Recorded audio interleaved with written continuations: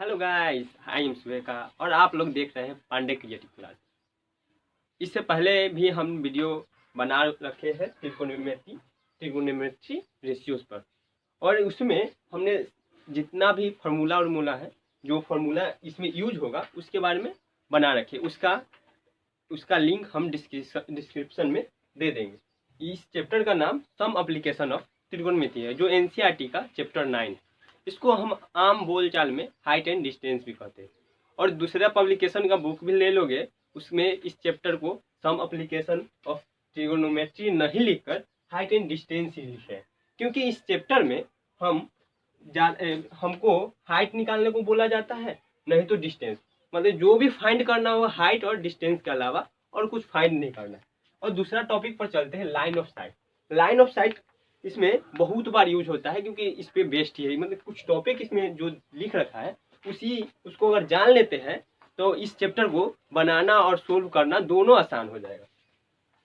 Line of site, अगर यहाँ पे एक व्यक्ति है, एक ऑब्जर्वर है, यहाँ से अगर एक बिल्डिंग पे एक और व्यक्ति है, एक दूसरे को देख रहा है, इसके बीच में जो लाइन बनेगा ना, उसको हम लोग लाइन ऑफ साइट कहेंगे। और अब आते हैं हॉरिजॉन्टल लेवल।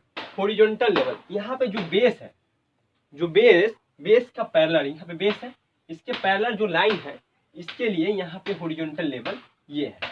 और इसके बीच में जो एंगल बनता है ना, उसे हम लोग एंगल ऑफ एलिवेशन कहते हैं। अब आते हैं एंगल ऑफ डिप्रेशन। यहाँ से अब देखिए, अगर ये नीचे से देखा ऊपर तो एंगल ऑफ एलिवेशन बना, और ऊपर से नीचे देख रहा है तो उसका क्या एंगल, उसको भी एंगल ऑफ एलिवेशन कहेंगे? नहीं, उसको हम लोग एंगल ऑफ डिप्रेशन। यहाँ पे हॉरिजॉन्टल लेवल इसके सीधे से बना दी, बेस से पैरेलल होना चाहिए। और हॉरिजॉन्टल लेवल और एंगल ऑफ साइट के बीच का जो एंगल बनता है, यहाँ पे एंगल ऑफ डिप्रेशन कहेंगे।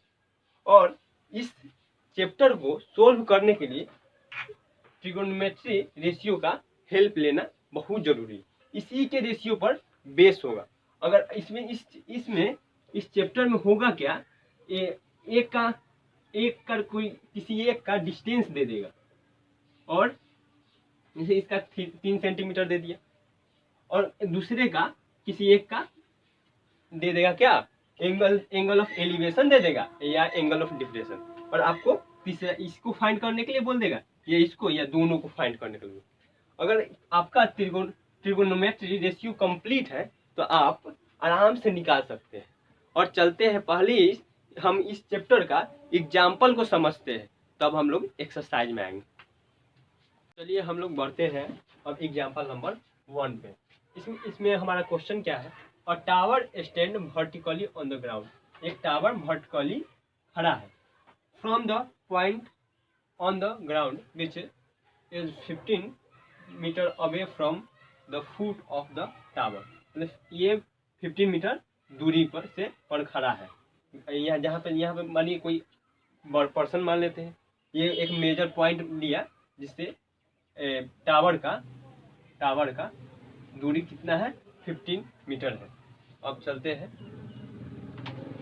The angle of elevation of the top of the tower is found to be 16 degree. मतलब एंगल ऑफ एलिवेशन जो नीचे से ऊपर जाता है, जो लाइन ऑफ साइट, ये लाइन ऑफ साइट हो गया, ये नीचे से ऊपर गया, इसका एंगल ऑफ एलिवेशन 60 डिग्री। इसका मतलब इसका डिग्री जो होगा नीचे बनेगा। अब देखिए हमारे पास बेस दे दिया है, अब पूछ क्या रहा है, find the height of the tower. ये हाइट पूछ रहा है। अब देखिए ये क्या है, परपेंडिकुलर है, ये परपेंडिकुलर है, और ये बेस। अब देखिए, अब ट्रिगोनोमेट्री रेशियो में हम लोग चलते हैं। अब देखते हैं P/B या B/P किसका है। P/B tan थीटा का है, tan थीटा का है, और B tan थीटा का है, और cot थीटा का B/P है। हम दोनों में से किसी एक को ले लेंगे, उसके बाद हम सोल्व कर सकते हैं। यहाँ पे आ जाते हैं क्वेश्चन पे, हम ले लेते हैं tan थीटा को ही ले लेते हैं। tan, अब यहाँ पे हमको थीटा का वैल्यू दे रखा है, कितना है, 60 डिग्री, tan 60 डिग्री। और अब यहाँ पे क्या लिखेंगे, P/B, जो हमको B दे रखा है, B कितना है, 15 मीटर। हमको क्या निकालना है, P।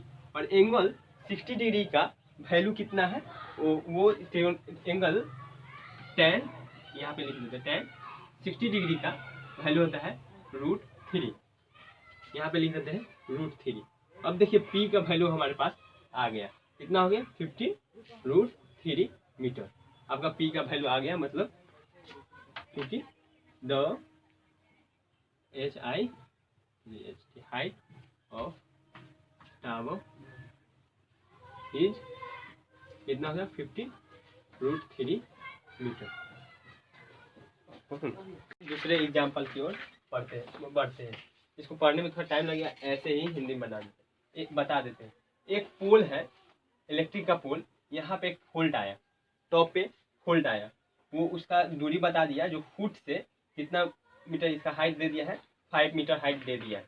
और जो सीढ़ी ये लेडर जो है उसको पुट करना है, कितना मीटर बिलो पुट करना है, ये दे रखा है 1.3 मीटर नीचे पुट करना है। और इसका हाइट हमें नहीं देंगे, इसका हाइट तो आराम से निकाल देंगे। यहाँ पे BC बराबर क्या हो जाएगा, AD माइनस AB हो गया, इसका 5 माइनस 1.3, इसका वैल्यू क्या हो जाएगा 7, और यहाँ पे 3.7 मीटर, मतलब इसका आंसर हमको पता चल गया। इसका हाइट क्या है 3.7 मीटर। अब इसको निकालना है हॉरिजॉन्टल, और मतलब लेडर का लंबाई निकालना है। उसके बाद ये कितना मीटर जो लेडर है वो कितना मीटर दूरी पर रखा हुआ है उसको भी निकालना है, मतलब DC निकालना है। हमको क्या क्या फाइंड करना है, यहाँ पे लिख देते हैं BC बराबर वाट, और क्या निकालना है DC बराबर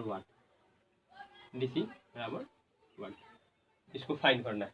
अब चलते हैं यहाँ पे देखिए ये क्या है, बेस है, ये हॉरिजॉन्टल, ये परपेंडिकुलर, मतलब P बाई H किसका होता है फॉर्मूला, साइन थीटा का फॉर्मूला होता है। और जब हम साइन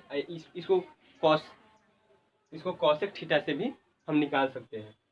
यहाँ से हम साइन थीटा पर आते हैं। साइन थीटा का वैल्यू यहाँ पे दे रखा है 60 डिग्री है। और अब इसका P बाई H का वैल्यू नहीं पता है, P का पता है। P का कितना है 3.7 मीटर, और H का हमको निकालना है। साइन 60 डिग्री का वैल्यू क्या होता है √3/2। यहाँ पे √3 का वैल्यू लेने के लिए कहा है ये 1.73/2। अब इसको लिख देते हैं, और उसके बाद हम इसको क्रॉस मल्टीप्लिकेशन कर देते हैं। क्या हो जाएगा, H बराबर क्या हो जाएगा 3.7 इंटू 2/1.73। इसके एक पॉइंट हटा देते हैं, यहाँ पे 100 पॉइंट हटा देते हैं, इसको पॉइंट हटा देते हैं, 10 यहाँ पे 10 से 10 कट गया। उसके बाद क्या आया, इसको डिवाइड करेंगे तो 4.28 हमारा आंसर आएगा मीटर। अब देखिए इसका वैल्यू निकल गया, BC का वैल्यू निकल गया, कितना है 4.28। अब हम चलते हैं DC का वैल्यू निकल। DC में क्या है H/B है। H का वैल्यू पता है, कॉट थीटा का वैल्यू लेते हैं। थीटा के यहाँ पे वैल्यू दे रखा है 60 डिग्री। यहाँ पे कॉट थीटा का फॉर्मूला क्या होता है B/P होता है। और हमको अभी B का पता है, P का पता है, B का निकाल लेते हैं। और 60 डिग्री का वैल्यू क्या होता है 1/√3। B का वैल्यू नहीं पता है, P का वैल्यू पता है, कितना है 3.7 मीटर। B इक्वल टू क्या हो जाएगा √3.7/√3। का वैल्यू हमको लेने के लिए कहा है, कितना कहा है B इक्वल टू यहाँ पे दे रखा है 3.7 1.7। इसको हटा देते हैं, ऊपर 100 से मल्टीप्लाई कर देते हैं, नीचे 10 से मल्टीप्लाई कर देते हैं। इससे इसको काट दिए, कितना आ गया 3.3750/173। इसको काटेंगे तो हमारा आएगा 2.14 ये अप्रॉक्स में आएगा, अप्रॉक्स में आएगा, एग्जैक्टली नहीं आता है, अप्रॉक्स में आएगा।